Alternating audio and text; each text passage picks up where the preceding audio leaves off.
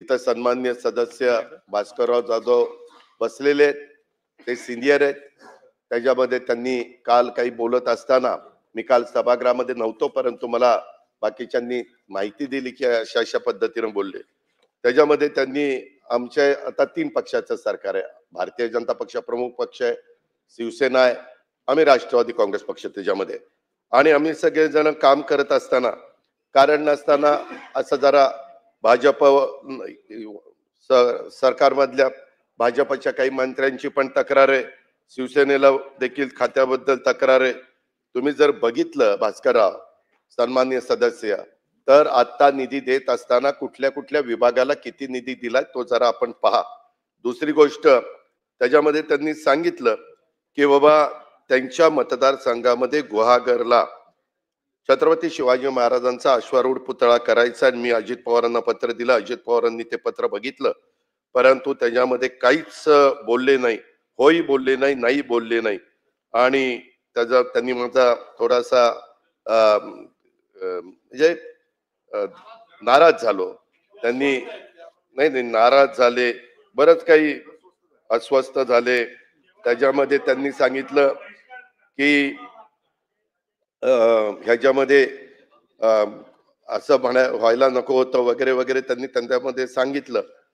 अध्यक्ष महोदय, मला खरं तर भास्करराव जाधवांना सांगायचं, भास्करराव जाधवांची आज कितवी टर्म आहे? जवळपास 6 टर्म पूर्ण झालेत तुमच्या आणि 7वी टर्म आहे. म्हणजे MLC पण त्याच्यामध्ये जर धरली तर त्या गोष्टी. अध्यक्ष महोदय, यामध्ये इतक्या टर्म मध्ये ते कॅबिनेट मिनिस्टर होते, ते नगरविकास खात्याचे राज्यमंत्री देखील होते. मग इतक्या वर्षात ते त्या भागामध्ये प्रतिनिधित्व करता चिपळूणचं केलं, गुहागरचं केलं. मग इतक्या दिवसामध्ये का नाही छत्रपती शिवाजी महाराजांचा अश्वारूढ पुतळा उभा केला? मला ते काही कळलं नाही. आमच्याच वेळेस त्यांनी सांगितलं की आमच्या गोगावले साहेबांच्या जिल्ह्यामध्ये नाही, रत्नागिरी जिल्ह्यामध्ये, सॉरी रायगड जिल्ह्यात नाही, रत्नागिरी जिल्ह्यामध्ये 7 तालुक्यामध्ये 8 तालुक्यामध्ये छत्रपती शिवाजी महाराजांचा पुतळा आहे आणि एकूण 9 तालुके आहेत आणि माझ्या इथं नाही. अध्यक्ष महोदय, वास्तविक इतक्या दिवसात पुतळा आपण उभा केला नाही, संपूर्ण ठापर आमच्या माती मारायचं. आम्ही तर छत्रपती संभाजी महाराजांचं खूप मोठं भव्य दिव्य स्मारक हे तुळापूर आणि वडूला चाललेलं आहे.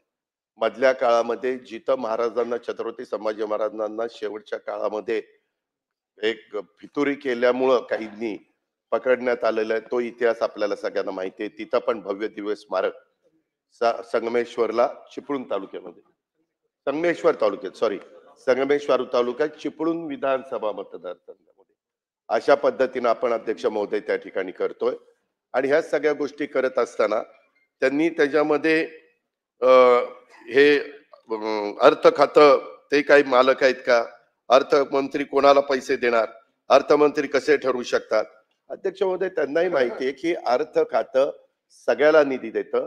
त्याच्यावर अजित पवारची अर्थमंत्री सही असली तरी एकनाथराव शिंदे साहेबांची पण सही उपमुख्यमंत्री म्हणून असते, मुख्यमंत्र्यांची पण सही त्याच्यामध्ये असते, कॅबिनेट त्याला सगळ्याला मान्यता देते.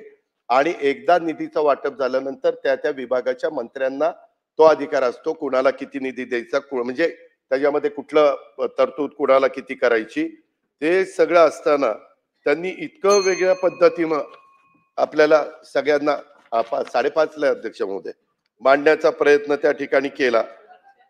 तरी माझं वाचन दादा एवढं फास्ट नाही. नाही, 5:30ला गेलो. अच्छा, ते सगळं सांगून तुम्हाला मला एवढंच त्याच्यामध्ये सांगायचं, वास्तविक मी काही मालक नाहीये, सगळे मिळून हे सरकार चालवतात. भास्करराव, तुम्हाला जर बोलायचं असतं तर मला खरंच खूप बोलायचं होतं, परंतु आता बेल वाजायला लागली, मला वाटलं नाही मला एवढा वेळ लागेल.